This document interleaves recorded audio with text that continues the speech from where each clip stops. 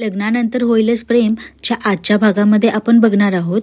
वकील मॅडम काव्य आणि पार्थला भेटायला त्यांच्या घरी येतात आणि त्या दोघांना म्हणतात, मला 1 to 1 सेशन करायचं आहे, दोघांसोबत एकत्र बोलायचे नाहीये.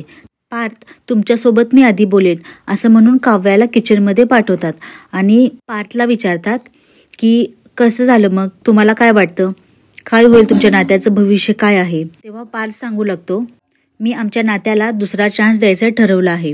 तुम्हाला माहिती आहे का की रोज 11:11च्या दरम्यान युनिव्हर्सला मी विश मागतो की आमचं नातं घट्ट व्हावं, आमचं नातं चांगलं व्हावं यासाठी. त्यावर वकील मॅडम म्हणतात, तुम्ही लग्नामध्ये पुन्हा इंटरेस्ट घेताय हे बघून बरं वाटलं.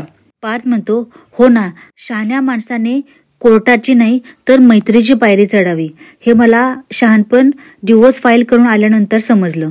आणि आता तुम्ही बघाच, पुढच्या 5 महिन्यामध्ये मी काव्याच्या डोक्यातूनही डिवोर्सची गाडी प्रेमाच्या वाटेकडे नक्की वळवेन.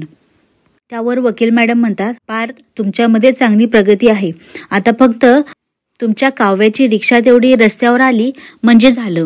वकील मॅडमांनी अशी तुमची काव्या म्हटल्यानंतर पार्थला खूप आनंद होतो.